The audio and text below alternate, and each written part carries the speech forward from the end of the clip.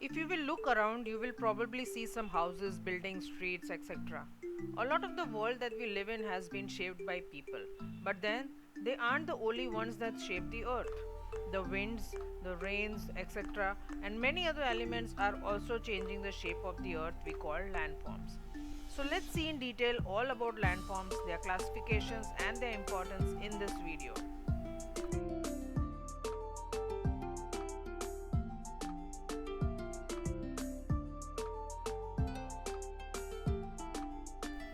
What are landforms?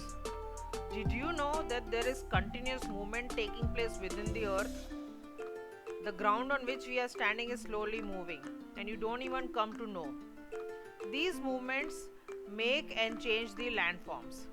Again, this force that brings about these movements and changes in the landform may be internal or external. What are internal forces? What is their role? The internal forces are responsible for the upliftment and sinking of the earth's surface, whereas the external forces, they modify the irregularities created by the internal forces.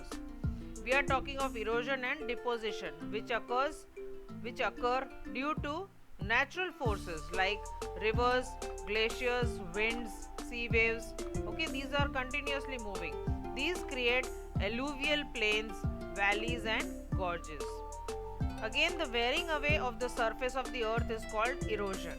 It causes the lowering of the surface, okay, because of the wearing away of the surface. Whereas the rebuilding of the earth's surface is done by deposition. So these are two definitions. Here you need to know what is erosion and what is deposition. Now let us see the main types of landforms on the basis of their elevation, relief, and slope.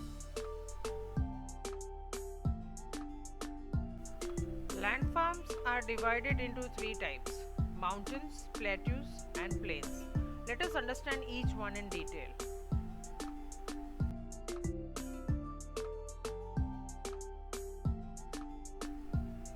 Let us take mountains. What are mountains? Mountains are huge landmass which rises more than 900 meter above mean sea level. About half of the mountain surface has steep slopes. The mountains are the highest landforms and they occupy about one-fourth of the total land area of the earth. Did you know? So, how are mountains formed? The earth's surface is made up of a series of large plates, like pieces of a giant jigsaw puzzle, called tectonic plates. These plates are in constant motion, traveling at a few centimeters per year. This is called the continental drift. Why do they move now? They move because of magma rising deep within the earth's mantle. Mantle means the outer layer of the earth. As it moves, pressure builds up which forces the plates to move. As they move against each other, they cause are they cause sites of intense geological activity such as earthquakes, volcanoes, and mountain building.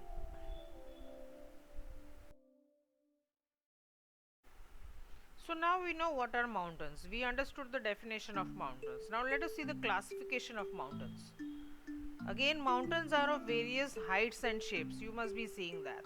These variations are due to the age of the mountains, right? Why are mountains, some mountains are high and they have different shapes? Why? This is because of the age of the mountains. Like for example, the Himalayas are young mountains, right? Therefore, they are very high and have conical peaks. On the other hand, if you see the Aravallis, they are very old and thus they are low and have rounded peaks. If you go to Rajasthan, you can see the Aravalli hills throughout. On the basis of their origin, mountains are again further classified into the following types. There are four of them: fold mountains, block mountains, volcanic mountains, and residual mountains. We will see each one of them in the next slides. See the image. This is of the Himalayas in Asia. The Himalayas are a very good example of fold mountains. How are they formed? Fold mountains are formed when two plates move towards each other and collide head on. You can see in the image. They are formed over millions of years as the plates continue to push up and create the folds. Just like what happens when you fold a piece of paper, or if you take towels and stack them in on top of each other and then you just push them, you will see different folds are formed. That is the way these fold mountains are formed.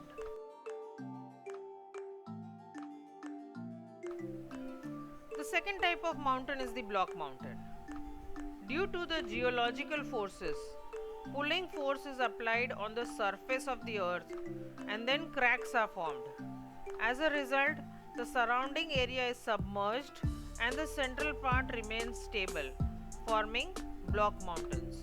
And again, the lower areas are known as the gorges. You can see in the image diagram, you can see one portion, the middle portion is high, whereas the other two portions on the sides are lower. Those are the gorges. Okay. Now, example of this is the Horst Mountain in Germany, Nilgiri, Saputara, Vindhyachal mountains, all in India.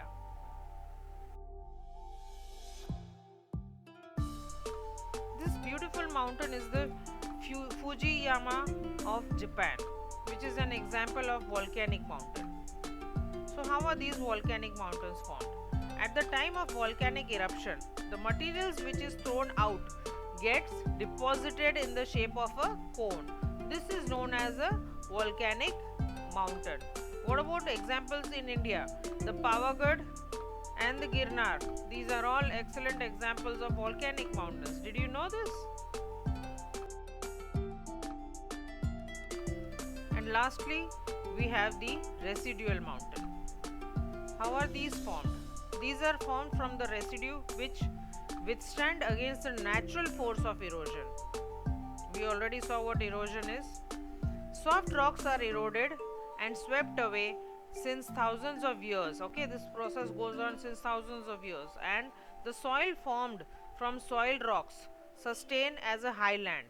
It is called residual mountain. Example, Aravalli in Rajasthan, Rajmahal and the Eastern Ghat in India. So let us understand the importance of mountains, how they are helpful to us. Mountains serve the purpose of a borderline and a wall of any country or a region and protect us from cold waves. Right? They help us from the cold waves. Mountains are placed of origin of rivers. Many rivers originate from the mountains. Example for India, if you talk of India, you have the Indus, the Ganges and the Brahmaputra rivers. These all originate from mountains. The Indus flows west, then south. The Ganges drops down and flows eastward, whereas the Brahmaputra winds it away east and then west and south. You can see on the map. Again, another use of mountains is importance of mountains is fertile plains are constructed by the rivers flowing through them. Rivers flowing from the heavy rainfall region, snow covered region work as a water storage which is necessary for generation of hydroelectricity. Apart from this, they are the repository of forest resources, mineral resources and wildlife. That is, a planet Earth is a home to millions of living beings. From microorganisms and bacteria, lichens to banyan trees, elephants and blue whales, there is a vast multitude of living organisms found on the earth. In fact, mountains are again a very big blessing for the tourism industry. Lot of tourists come there, and then there is skiing, etc. Okay, film industry, lot of shooting is done there, and even for mountaineers who go in for mountain climbing, mountain trekking. They are the habitat for the 10th part of the world's population. Mexico and Bogota are the best example for life on mountains. Now, after mountains, coming to the second type of landform, plateau. What is a plateau? A plateau is a highland with steep slopes on a large summit area which rises abruptly from the surrounding region. Okay, you can see the image. That is why plateaus are also called tablelands. The surface of the plateau can be flat, rolling, or even hilly. Rivers cut deep valleys and canyons in the plateau regions. They are the oldest form of landforms on Earth. Again, plateaus occupy a large portion of the Earth's surface. Some plateaus are very large and extend over thousands of kilometers, like the Deccan Plateau of India.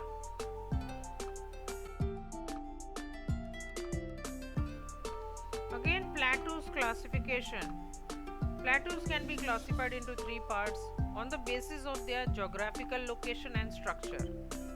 You have the intermontane plateaus, you have the Piedmont plateaus, and the continental plateaus. Any part of land which is fully or partially surrounded by high mountain ranges from all four sides is known as intermontane plateau. They are the highest, largest, and the most complex in the world. Example of this is the plateau of Tibet and Mongolia. We will see diagrams in the next slide. This is the highest intermontane plateau in the world. Then coming to the second type of classification of plateaus, you have the Piedmont plateaus. Regions having straight slope on one side in the foot of the mountains are called Piedmont mountains. Example, the Patagonia in South America and Malwa Plateau of India. You can see in the diagram. Now, third, continental plateaus, an elevated land part due to geological movement or cooling down of magma on big, high land creates continental plateau. That is, I'll repeat again, an elevated land part due to geological movement or cooling down of magma on a big high land, okay, creates continental plateaus. Example, plateau of Brazil, plateau of Arbistan in Spain, Greenland and Antarctica.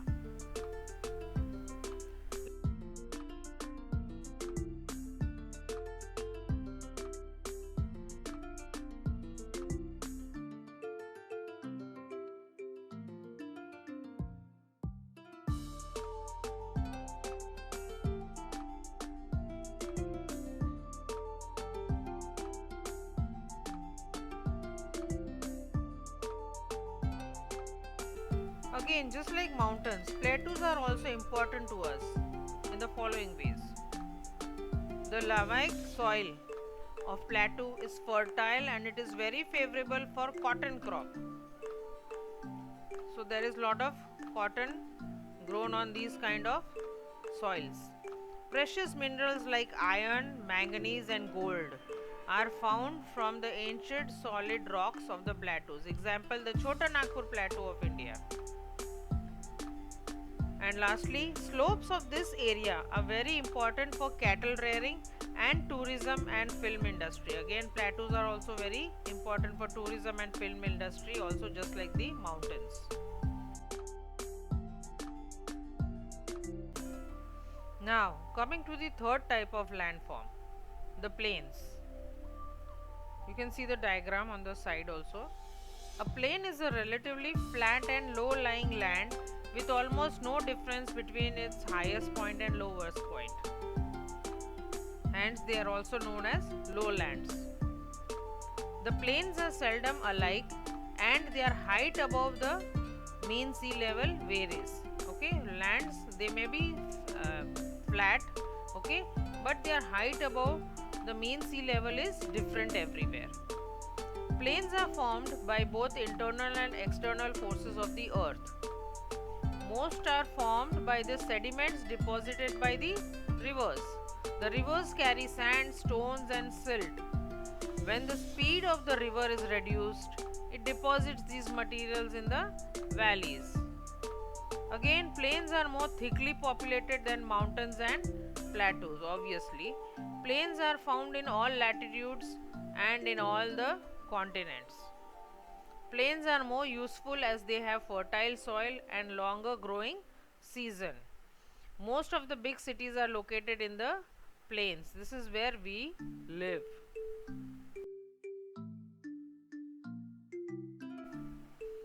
Again, plains are also classified into three on the basis of the construction, that is coastal plains, erosional plains and depositional plains.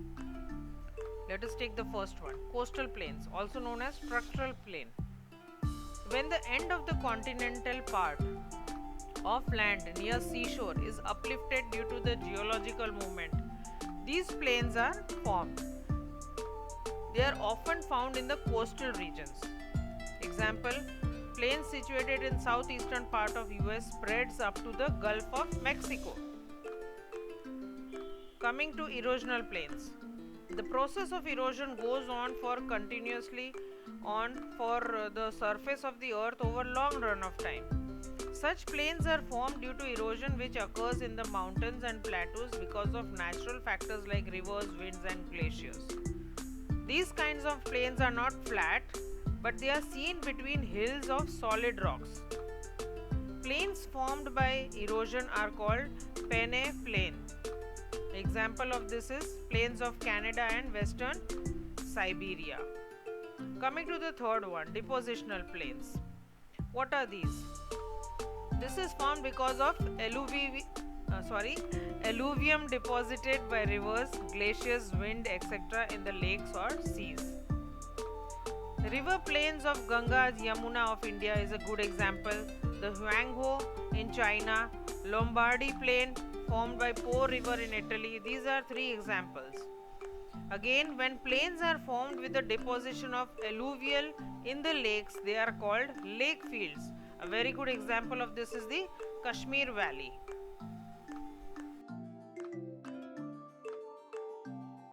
Now, just like the mountains and plateaus, plains also have their importance. What are these?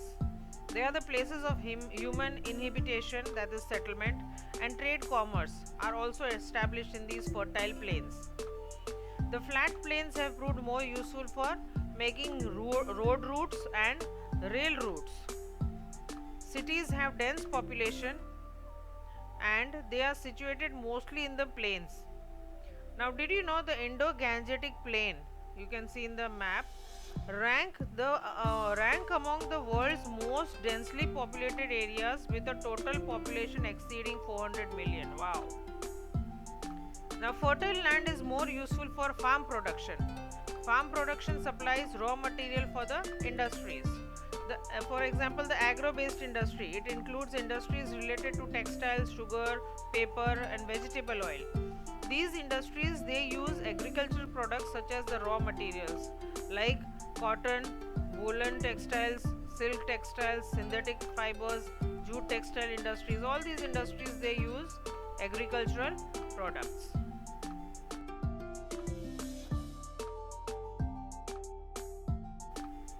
Now we saw the three main types of landforms, that is mountains, plateaus and plains. Now besides that, we have 8 more type of landforms.